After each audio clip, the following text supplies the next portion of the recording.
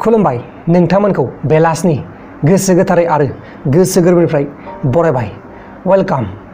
दिनै 5 सेप्तेम्बर 2020 सुनिबार फोरोंगिरि सान। फैदो दिननि बेलासिनि माखासे फिसा गेदेर खौरांफोरखौ फारि फारि मिथिनानै लानि।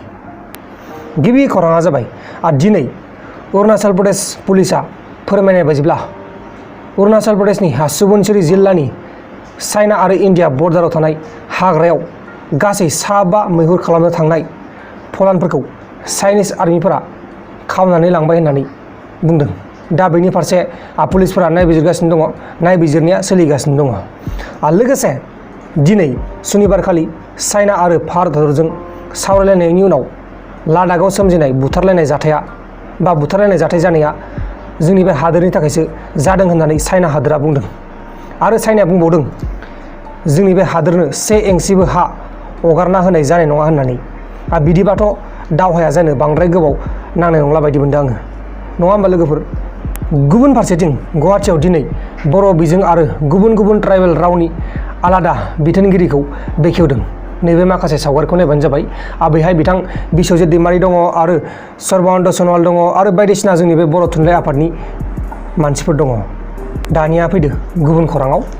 गुबुन खौराङा जाबाय गंथाम जिल्लाखौ लानानै दाफुंनो नागिरनाय कामातापुर अट'नमास काउन्सिलनि हेंथायै दिनै आक्रासुआ आसाम सरकार आरो भारत सरकारनिसिम गोख्रों रावजों सोंखारिदों। जेब्लासिम एसटि मोना अब्लासिम आक्रासुआ जुजिबाय थागोन होननानै बुंदों। बिथांमोनाथ' अट'नमास काउन्सिलखौ मोनखाबाय, बेनि उनावबो आरोबाव दिनै आन्दलन खालामबावदों। नाथाय मानि थाखाय खालामदों बेखौ आङो मोजाङै मिथिया। लोगोसे उदालगुरि जिल्लानि गराइमारि गामिनि डक्टर राहुल बसुमतारीखौ दिनै माखासे सिनाय मोनै दुथांफ्रा जरहाटआव बुथारना गालांबाय। बिथाङा जरहाटनि डक्टर JL शइकिया हमिअपेथिक मेडिकेल कलेजाव जुनियर डक्टर महरै खामानि मावगासिनो दंमोन। बिथांखौ बुथारनायनि उनाव बिथांनि बाइकआबो गोमानानै दं होननानै फोसावनाय जादों। नैबेनोमोन मानसिया, नाथाय फट'आ मोजाङै क्लियार गैया।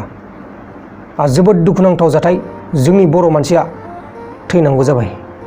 गुबुन खौराङा जाबाय इन्डियान आर्मिफोरा चाइनानि चाइनिज मानसिफोरखौ नर्थ सिक्किमाव बासायदों। माने बिसोर 2 चाइनिज मानसिफोरा थैसिगौमोन गोजांनानै। बे समावनो जोंनि बे हादोरनि आर्मि बिथांमोना थांनानै बिसोर 2खौ बासायनो हायो। अब्ला दानिया फैलायदो गुबुन खौराङाव।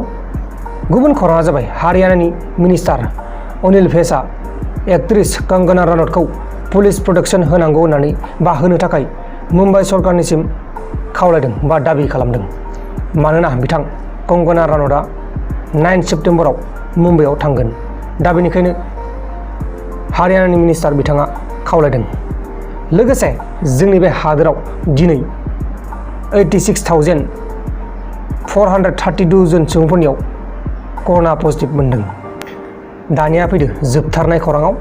जोबथारनाय खौराङानो जाहैबाय महाराष्ट्रनि नर्थ मुम्बाइआव दिनै दहाय फुङाव बांग्रिं फैदोंमोन आरो बे बांग्रिंनि खारथायानो जाहैबाय 2.7। लोगोफोर, दिनैनि बेलासिनि रादाबफोरा बेखिनिल'मोन। जुदि नोंथांमोना आंनि बे भिडिअखौ मोजां मोनदों अब्ला भिडिअखौ लाइक खालाम आरो शेयारबो खालाम। बाय बाय।